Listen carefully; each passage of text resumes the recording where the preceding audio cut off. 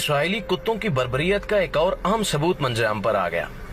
आजादी सहाफत और आजादी इजहार के दावे धरे के धरे रह गए। मगरबी दुनिया ने खामोशी इख्तियार कर ली। इसराइली फोर्सेज ने गजा की दूसरी बुलंद तरीन इमारत अल जजीरा टावर को मिसाइलों से उड़ाकर रख दिया।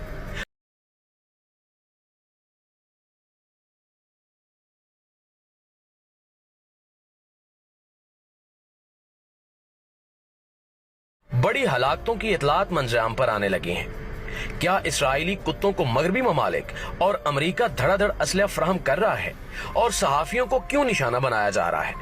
ये सवालात नहीं तमांचे हैं जो गुज़श्ता रोज वीडियोस की सूरत में मगरबी दुनिया के मुंह पर मारे गए। इंतहाई खौफनाक खबरों ने यह साबित कर दिया है कि असल दहशतगर्द इसराइल है, जिसने आलमी कवानीन की सरेआम और बड़े पैमाने पर धज्जियां बिखेर कर रख दी हैं। BBC नामी तशहीरी इदारे ने भी इस साने पर खसूसी रिपोर्टिंग पेश करते हुए गहरे दुख और अफसोस का इजहार किया है। इसराइली गुंडों की बदमाशियां हद से बढ़ने लगी हैं और उस तबके को निशाना बनाया जा रहा है जिसे जंगी हालात में भी महफूज रखा जाता है।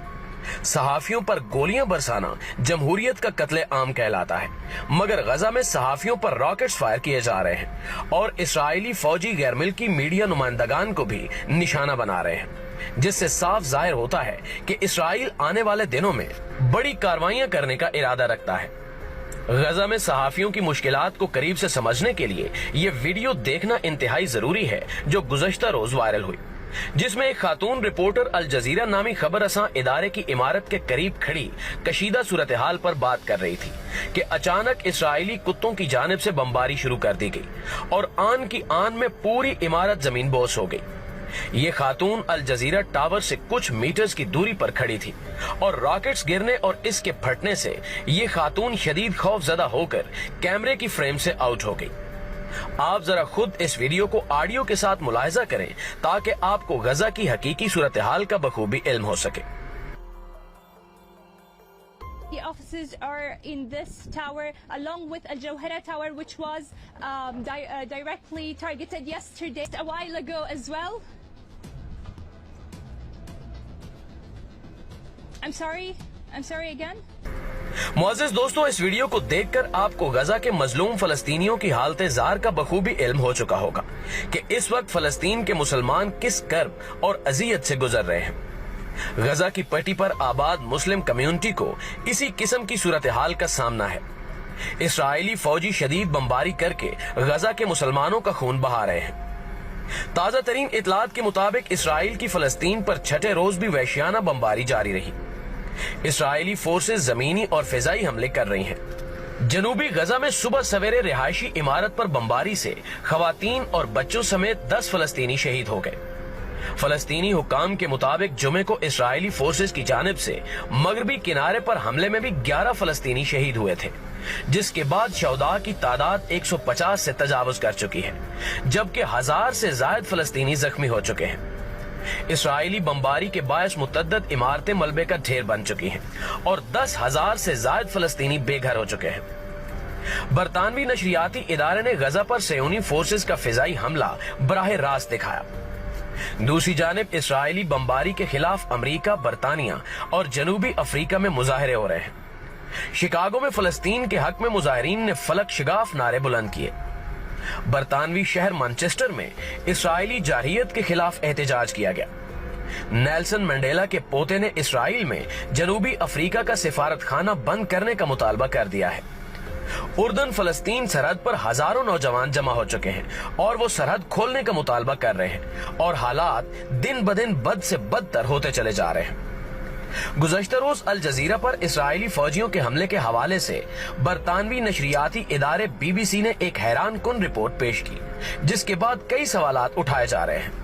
BBC की रिपोर्ट के मुताबिक इसराइली फौज की आला कमांड ने सबसे पहले अल जजीरा के ऑफिस फोन किया और इमारत को फौरी तौर पर खाली करने का हुक्म दिया और कहा कि इसराइली फौज की जानिब से अगले चंद लम्हों बाद अल जजीरा टावर को निशाना बनाया जाएगा, लिहाजा तमाम अफराद उस इमारत से निकल जाएं, जिसके बाद इमारत खाली करवा ली गई। इस रिपोर्ट के बाद ये कहा जा रहा है कि अल जजीरा नामी अरब नशरियाती इदारा इसराइली फोर्सेज से राब्ते में है, اور کیا یہ حملہ کسی پلان کے تحت کیا گیا؟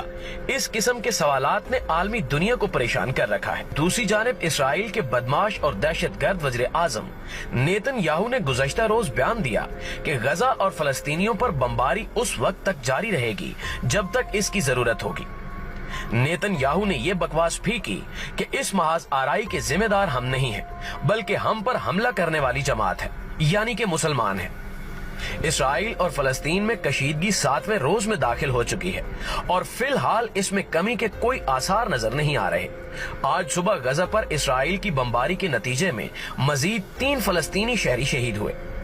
فلسطین کے مطابق پیر سے جاری اس کشیدگی میں اب تک 148 فلسطینی شہری ہلاک ہو چکے ہیں، جبکہ اسرائیل کے مطابق 2 بچوں سمیت اس کے 10 شہری ہلاک ہوئے۔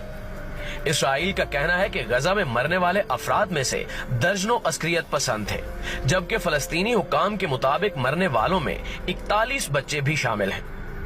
اقوام متحدہ کے سیکرٹری جنرل نے غزہ میں شہریوں کی ہلاکت اور بین الاقوامی میڈیا کے دفاتر پر حملے پر سخت مایوسی کا اظہار کیا اور کہا کہ غزہ کے الشاقی کیمپ میں اسرائیلی فضائی حملے کے نتیجے میں بچوں سمیت ایک ہی خاندان کے 10 افراد کی ہلاکت سمیت شہری ہلاکتوں کی بڑھتی ہوئی تعداد پر اقوام متحدہ کو شدید افسوس ہے۔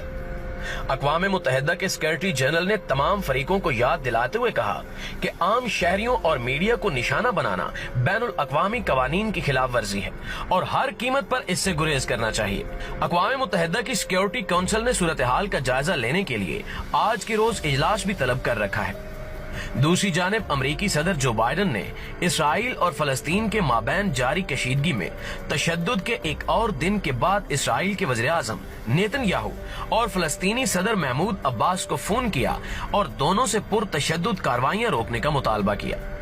تاہم دانشوروں کے مطابق جو بائیڈن خفیہ طور پر اسرائیل کی بھرپور مدد کر رہا ہے اور اسلحے کی بڑی مقدار اسرائیل پہنچائی جا چکی ہے تاکہ مسلمانوں کی نسل کشی کی جا سکے۔ ناظرین گرامی، اس ساری صورتحال میں حماس کی جوابی کارروائیاں بھی عروج پر ہیں اور حماس کی جانب سے اسرائیل نامی ناجائز اور حرامی ریاست پر میزائلوں کی برسات جاری ہے۔ گزشتہ روز حماس کی جانب سے باقاعدہ طور پر ایک آفیشلی ویڈیو سامنے آئی جس نے پوری دنیا کو خبردار کر دیا کہ حماس کے پاس کس قسم کی خطرناک ٹیکنالوجی موجود ہے جو اسرائیل کے پرخچے اڑا سکتی ہے۔